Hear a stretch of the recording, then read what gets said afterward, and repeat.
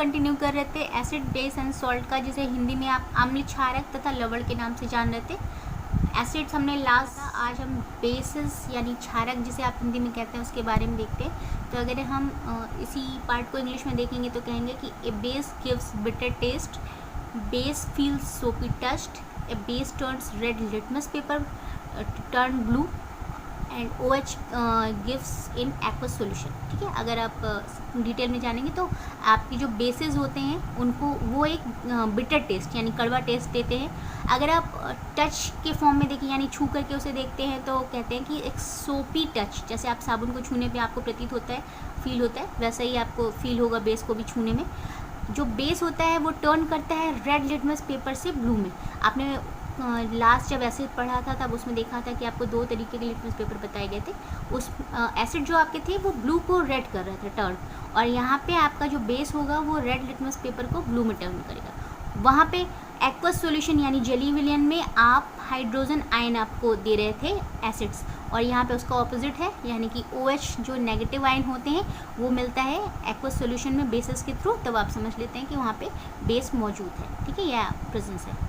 अगर एक एग्जाम्पल लेते हैं किस तरह के बेस हमारे नेचर में या फिर हम एक कृत्रिम तरीके से बनाते हैं, तो अगर कास्टिक सोडा, रोज़मर्रा की ज़िंदगी में आप जानते हैं, नाम सुना होगा आपने कास्टिक सोडा का बहुत, ये एक बेस है। केमिकल फॉर्मूला इसका होता है NaOH। Washing soda sodium carbonate से बोलते हैं, जो आप इसका फॉर्मूला भी आप पहले भी देख चुके हैं, आप जब रिएक्शन कर रहे थे, पहला चैप्टर पढ़ रहे थे। दूसरा आप अगर कह सकते हैं कि पोटेशियम हाइड्रोक्साइड कास्टिक सोडा जो होता है यानी सोडियम हाइड्रोक्साइड, ये दोनों एक ही तरह के यौगिक हैं, लेकिन आप यहाँ पे देख पा रहे हो यहाँ पे सोडियम अटैच है हाइड्रोक्सिल ग्रुप के साथ, और यहाँ पे पोटेशियम हाइड्रोक्साइड यानी पोटेशियम हाइड्रोक्साइड जो है आपका OH फॉर्म में बन रहा है। इसी तरह स्लेक लाइम जो आप चूना यूज़ करते हैं सफ़ेदी के लिए घरों में, कैल्शियम हाइड्रोक्साइड होता है वो, उसे आप स्लेक लाइम के नाम से जानते हैं। मेटल के जितने भी ऑक्साइड यानी धातुओं के साथ क्रिया करने वाले जितने भी ऑक्साइड्स हैं, ऑक्सीजन के साथ क्रिया करेंगे तो ऑक्साइड्स बनाएंगे, तो जितने भी मेटल ऑक्साइड्स बनाएंगे वो सारे जो है आपके क्षार के फॉर्म में होते हैं, यानी बेस आप इन्हें इंग्लिश में कहते हैं। तो आप ये कह सकते हैं कि आपके पीरियोडिक टेबल में जब आप देखते हो, आप पीरियोडिक टेबल भी पढ़ेंगे तो पीरियोडिक टेबल में आपको जितने भी मेटल्स मिलेंगे वो सारे बेस होंगे। ये बहुत इंपॉर्टेंट टॉपिक है, याद रखिएगा, फर्दर आपको ये काम आएगा। इसी तरह से जितने भी हाइड्रोक्साइड बनेंगे वो भी आपके क्षार होंगे। मेटल के साथ रिएक्शन होती है, हाइड्रोक्साइड आयन बनाते हैं, तो वो भी आपके जो होंगे वो क्षार होंगे। इसी तरह से जितने भी कार्बोनेट्स यानी कार्बन के साथ क्रिया करके जितने भी मेटल कार्बोनेट्स बनाएंगे वो भी सारे क्षार के फॉर्म में होंगे, यानी बेस बोलेंगे इन्हें। इसके बाद आते हैं केमिकल प्रॉपर्टीज़ के बेसिस पे। अगर हम बेस की केमिकल प्रॉपर्टी देखते हैं तो वो just opposite to that of the acids, यानी कि एसिड्स की जो केमिकल प्रॉपर्टीज़ थी उसके ऑपोजिट रिएक्शन होता है उनका। When a base is added to acid both neutralize each other. अगर हम एसिड और बेस दोनों को एक साथ मिला दें तो क्या होगा, वो एसिड जो होगा वो बेस के साथ क्रिया करके वो उस समीकरण को या फिर उस विलयन को उदासीन कर देगा, उसमें किसी तरह का कोई रिएक्शन नहीं होगा, जिसे आप सॉल्ट कहते हैं। आपको जब लैब में प्रैक्टिकल आप करते हैं तो आपको जो सॉल्ट मिलते हैं रिएक्शन देने के लिए वो इसी फॉर्म में होते हैं, यानी कि न्यूट्रलाइज फॉर्म में होते हैं। इसीलिए जब आप उन्हें हाथ से छूते हैं या फिर टच करते हैं तो आपके हाथों में कोई रिएक्शन नहीं होता या किसी तरह से आपको प्रतिक्रिया नहीं मिलती है, और ये न्यूट्रलाइज फॉर्म होता है, इसी को हम सॉल्ट बोलते हैं। In such reaction respective salts are formed along with water, oxides, hydroxides and carbonates of all metals are base. तो आप ये कह सकते हैं कि ये जितने भी रिएक्शन होते हैं यानी सॉल्ट्स के साथ जब रिएक्शन होता है वाटर का तो ये ऑक्साइड्स बनाते हैं, हाइड्रोक्साइड्स भी बना सकते हैं और कार्बोनेट्स भी बना सकते हैं। यानी कार्बन होता है नेचर में हमारे पास, तो हम कार्बन के साथ भी अभिक्रिया कराते हैं तब ये कार्बोनेट्स बनाते हैं। हाइड्रोक्साइड यानी वाटर के साथ अभिक्रिया करते हैं तब ये हाइड्रोक्साइड बनाते हैं, और जब ऑक्सीजन यानी वायु के साथ क्रिया करते हैं तो ये ऑक्साइड्स बनाते हैं। तो इस तरह से अभी आपने ऊपर भी समझा था कि सारे जितने भी मेटल होते हैं हम उन्हें बेस की कैटेगरी में ही रखते हैं। इसी बेस को जो आपने इंग्लिश में भी समझा उससे अगर आप हिंदी में समझेंगे तो कहेंगे कि क्षार जो होते हैं स्वाद में कड़वे होते हैं, साबुन के जैसे प्रतीत होते हैं छूने पर। जो लाल लिटमस पेपर होता है वो उसे नीला कर देता है जब आप टेस्ट देते हैं, कन्फर्मेशन टेस्ट करते हैं।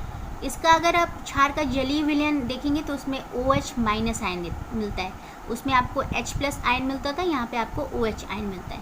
उदाहरण के तौर पे अगर आप देखते हैं तो कास्टिक सोडा धावन सोडा, इनके केमिकल फॉर्मूले जो हैं आपके वो मॉलिक्यूलर आपको NaOH ऊपर लिखा हुआ है वही है। धावन सोडा को आप Na2CO3 बोल रहे थे, आपका वॉशिंग सोडा जिसे आप इंग्लिश में बोलते थे।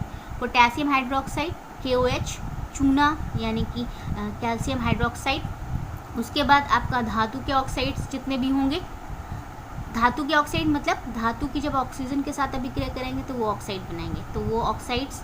हाइड्रोक्साइड जब पानी के साथ अभिक्रिया करेंगे तो हाइड्रोक्साइड बनाएंगे, जब कार्बन के साथ अभिक्रिया करेंगे तो कार्बोनेट्स बनाएंगे। तो ये जितने भी ऑक्साइड्स, हाइड्रोक्साइड, कार्बोनेट्स हैं ये सभी क्षार होते हैं। तो अतः आप कह सकते हैं कि अम्ल व क्षार को एक दूसरे से के साथ मिला देने पे जो क्रिया होती है वो उदासीनीकरण की अभिक्रिया करती है। इंग्लिश में आप जैसे न्यूट्रलाइज बोल रहे थे उसे ही आप कह रहे हैं उदासीनीकरण की अभिक्रिया। तो आपको जो लैब में बताया था कि सॉल्ट मिलता है, यानी जो सॉल्ट पाउडर फॉर्म में आपको टेस्ट करने के लिए मिलेंगे वो सारे उदासीन होंगे, न्यूट्रलाइज फॉर्म में होंगे, जिनसे आप क्रिया करके अम्ल या क्षार की अभिक्रिया करके सॉल्ट कौन सा तत्व मौजूद है या फिर मेटल है या नॉन मेटल है, या आप पता लगा सकते हैं। ठीक है, अब आते हैं टाइप्स ऑफ बेस, यानी अभी जो क्षार पड़ा, क्षारक जिन्हें आपने कहा वो कितने प्रकार के होते हैं। तो on the basis of solubility in water, अभी तक आप देख रहे थे कि वाटर के साथ अभिक्रिया कर रहे थे, तो उनके बेसिस पे यानी वाटर में सॉल्युबिलिटी, पानी में घुलने की जो स्थिति होती है उसके बेस पर अगर हम इनको डिवाइड करेंगे,